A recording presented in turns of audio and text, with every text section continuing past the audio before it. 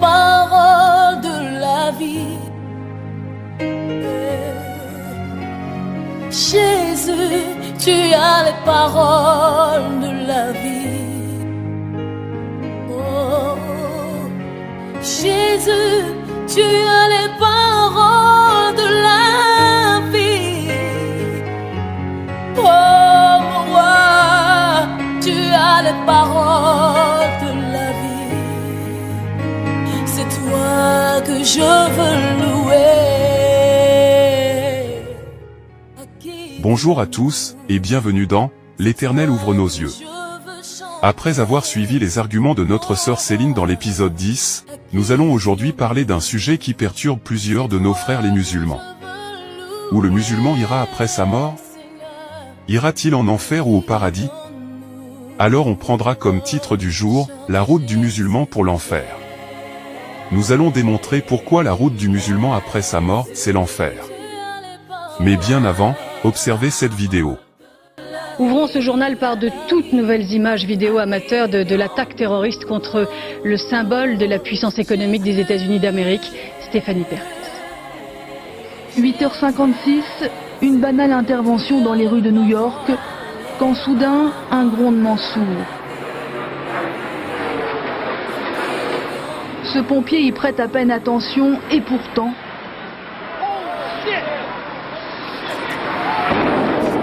L'impensable vient d'arriver.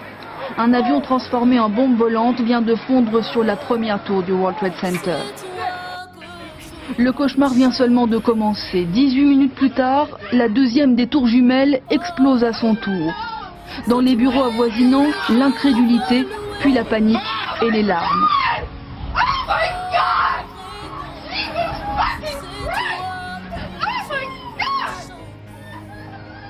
Et ce n'est pas fini. Une heure après, les deux tours de 290 000 tonnes chacune s'effondrent comme de vulgaires châteaux de cartes.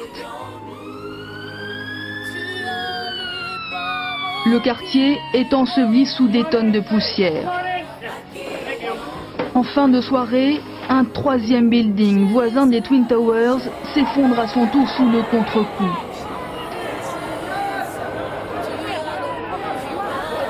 Image saisissante, digne de l'un de ces films de science-fiction dont raffolent les Américains. Mais hier à New York, il ne s'agissait pas de cinéma. En sortant des locaux de Charlie Hebdo, les frères Kouachi font preuve d'un calme glacial. Ces images amateurs le prouvent. Les deux hommes viennent de massacrer 11 personnes. Ils rejoignent leur véhicule sans se presser et lancent un cri de revendication. Ils prennent le temps de poser armes et chargeurs sur le toit de la voiture. Saïd et Chérif Kouachi inspectent alors leur Kalachnikov avant de reprendre le volant. Quelques mètres plus loin, les deux terroristes se retrouvent nez à nez avec un véhicule de police, la première équipe à s'approcher du lieu du drame. Avec le même sang-froid, les frères Kouachi s'extraient de leur Citroën et tirent. En face, les policiers ne sont pas équipés pour riposter à des armes de guerre. Ils ne disposent même pas d'un pare-brise blindé. Leur seule option, reculer. Miraculeusement, aucun d'entre eux n'est blessé. Les terroristes, eux, réussissent à rejoindre le boulevard Richard-Lenoir et à s'échapper. Je pense qu'on a tous vu ces attaques contre des civils perpétrées par des adeptes islamiques. Certains musulmans viendront dire que c'est pas le vrai islam que le Coran enseigne, que ces gens la pratiquent. J'aimerais demander à ces derniers d'aller bien lire les hadiths et les tafsirs pour avoir au moins une connaissance sur la vie réelle que a mené leur leader. En son temps, personne ne pouvait critiquer Mohammed. Car celui qui le faisait devait mourir, personne ne devait se moquer de lui, sur peine de mort. Et lui-même de son vivant, a passé le temps à violer, tuer et dérober au nom de l'islam. Alors comment des musulmans peuvent venir dire que le comportement de ces groupes islamiques n'est pas le vrai islam? C'est le vrai et pur islam que Mohammed lui-même a enseigné. Observez vous-même. Pour montrer à tout le monde que les versets coraniques que nous lisons sont propres en style et en sens, nous irons d'abord dans la sourate 2 ayat 2, il est écrit, c'est le livre au sujet duquel il n'y a aucun doute, c'est un guide pour les pieux. Encore dans la sourate 11 verset 1 il est écrit, Alif, Lam, Ra. C'est un livre dont les versets sont parfaits en style et en sens, émanant d'un sage, parfaitement connaisseur. Donc nous savons que tous les versets du Coran sont parfaits en sens et en style. Donc ces personnes qui viendront nous dire qu'il faut une interprétation sont des mécréants. Maintenant allons à notre sujet. Dans la sourate 9 verset 5, il est écrit « Après que les mois sacrés expirent, tuez les associateurs où que vous les trouviez. Capturez-les, assiégez-les et guettez-les dans toute embuscade. Si ensuite ils se repentent, accomplissent la sala et acquittent la zakat, alors laissez-leur la voie libre, car Dieu est pardonneur et miséricordieux. » Voici le vrai islam enseigné. Le vrai islam est dur, meurtri et sans pitié. Pour une personne qui veut respecter ce que le Coran dit, il deviendra à coup sûr un djihadiste. Concernant ceux qui essayeront de prendre la sourate 109 qui est la suivante, dit « Ô vous les infidèles! Je n'adore pas ce que vous adorez. Et vous n'êtes pas adorateurs de ce que j'adore. Je ne suis pas adorateur de ce que vous adorez. Et vous n'êtes pas adorateurs de ce que j'adore. À vous votre religion, et à moi ma religion. » Sachez que cette sourate a été révélée au moment où Mohammed et ses adeptes étaient minoritaires à la Mecque. Selon l'islam, on véhicule la paix et le nul contrainte en religion lorsque vous êtes minoritaire. Mais une fois que les musulmans sont majoritaires, voilà ce qu'on demande. À la sourate 9 verset 29, il est écrit « Combattez ceux qui ne croient ni en Allah ni au jour dernier, qui n'interdisent pas ce que Allah et son messager ont interdit et qui ne professent pas la religion de la vérité, parmi ceux qui ont reçu le livre, jusqu'à ce qu'ils versent la capitation par leurs propres mains, après s'être humiliés. » Donc voici ce que le Dieu de l'islam demande à ses adeptes. Tuez, et assujettis tous ceux qui refusent l'islam. De ce fait, est-ce qu'un musulman peut-il accéder au paradis? On verra ce que la Bible dit de ceux qui tuent pour rendre gloire à Dieu. On prend le livre de Jean 16 verset 2, il est écrit « Ils vous excluront des synagogues, et même leur vient ou quiconque vous fera mourir croira rendre un culte à Dieu. » Donc selon ce verset, ceux qui tuent au nom de Dieu, sont des adeptes du diable. C'est d'ailleurs ce qui montre que le Dieu de la Bible, c'est pas celui du Coran. Alors si celui qui demande aux musulmans de tuer est dans le faux, alors la destination des musulmans est où? L'enfer bien sûr. On prend la sourate 9 verset 18, il est écrit « Ne peupleront les mosquées de Dieu que ceux qui croient en Dieu et au jour dernier, accomplissent la salate, acquittent la zakat et ne craignent que Dieu. Il se peut que ceux-là soient du nombre des bien guidés. » Après tout ce que le bon musulman fera pour l'islam, c'est pas sûr que son salut sera garanti.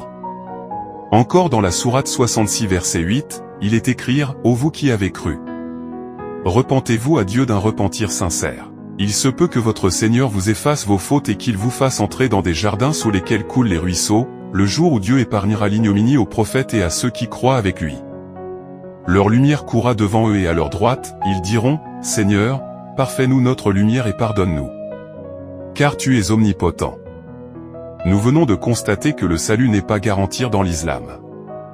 Et pour bien être sûr qu'aucun musulman essayera de contester, on prendra la sourate 46 verset 9, il est écrit, dit, « Je ne suis pas une innovation parmi les messagers, et je ne sais pas ce que l'on fera de moi, ni de vous.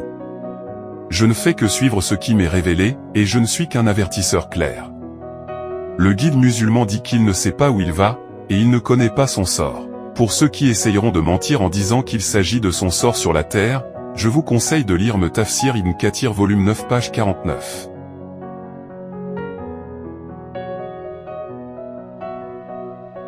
Aussi dans Sahih Bukhari tome 4, page 871, hadith 6467, il est écrit, le prophète a dit, faites de bonnes actions correctement, sincèrement et modérément, et recevez de bonnes nouvelles, car vos bonnes actions ne vous feront pas entrer au paradis. Ils ont demandé, même toi, ô messager d'Allah? Il dit, même moi, à moins qu'Allah ne m'accorde son pardon et sa miséricorde. Tout est clair ici que le salut du musulman n'est pas garanti. Alors si l'entrée au paradis n'est pas garantie, alors c'est quoi qui est sûr, et garantir pour le musulman? Nous verrons cela dans la sourate 19 verset 71, il est écrit, il n'y a personne parmi vous qui ne passera pas par l'enfer, car il s'agit là pour ton Seigneur d'une sentence irrévocable. Donc on sait que le salut du musulman n'est pas garanti, mais ce qui est sûr, est que l'enfer pour le musulman est sûr et garanti. Prenons la sourate 101 verset 1, il est écrit, le fracas. Qu'est-ce que le fracas? Et qui te dira ce qu'est le fracas? C'est le jour où les gens seront comme des papillons éparpillés, et les montagnes comme de la laine cardée, quant à celui dont la balance sera lourde. Il sera dans une vie agréable, et quant à celui dont la balance sera légère, sa mère destination est un abîme très profond. Et qui te dira ce que c'est? C'est un feu ardent. Des bonnes actions et des mauvaises qui seront pesées. Or on sait que tout homme n'est pécheur, et personne sur cette terre faire plus de bonnes actions que de mauvaises. Les mauvaises actions sont toujours le quadruple des bonnes actions. De ce fait, Allah est en train de dire que tous les musulmans iront en enfer. Car lui-même dire que l'enfer est une destination. Et non un passage. Après, les meurtres que Allah demande aux musulmans de faire. La haine que Allah demande à ses adeptes d'avoir envers ceux qui refusent l'islam, que peut être la destination du musulman? Mais l'enfer bien sûr. Donc en réalité l'enfer est la destination de tout musulman. Qu'ils le veulent ou pas. Mais ce qui condamne encore plus les musulmans, est que le plus gros problème de l'homme, c'est le péché, et que sans effusion de sang il n'y a pas de pardon de péché. Observez ce que dit le livre de Ésaïe 53 versets 1 à 10, il est écrit, « Qui a cru à notre prédication? À qui le bras de l'Éternel a-t-il été révélé? Il a grandi devant lui comme une jeune plante, comme un rejeton qui sort d'une terre toute sèche. Il n'avait ni beauté ni splendeur propre à attirer nos regards, et son aspect n'avait rien pour nous plaire. Méprisé et délaissé par les hommes, homme de douleur, habitué à la souffrance, il était pareil à celui face auquel on détourne la tête, nous l'avons méprisé, nous n'avons fait aucun cas de lui. Pourtant, ce sont nos souffrances qu'il a portées, c'est de nos douleurs qu'il s'est chargé. Et nous l'avons considéré comme puni, frappé par Dieu et humilié. Mais lui, il était blessé à cause de nos transgressions, brisé à cause de nos fautes, la punition qui nous donne la paix est tombée sur lui, et c'est par ses blessures que nous sommes guéris. Nous étions tous comme des brebis égarées, chacun suivait sa propre voie, et l'Éternel a fait retomber sur lui nos fautes à tous. Il a été maltraité, il s'est humilié et n'a pas ouvert la bouche. Pareil à un agneau qu'on mène à l'abattoir, à une brebis muette devant ceux qui la tondent, il n'a pas ouvert la bouche. Il a été enlevé sous la contrainte et sous le jugement, et dans sa génération qui s'est inquiété de son sort? Qui s'est soucié de ce qu'il était exclu de la terre des vivants, frappé à cause de la révolte de mon peuple? On a mis son tombeau parmi les méchants, sa tombe avec le riche, alors qu'il n'avait pas commis de violence et qu'il n'y avait pas eu de tromperie dans sa bouche. Il a plu à l'Éternel de le briser par la souffrance.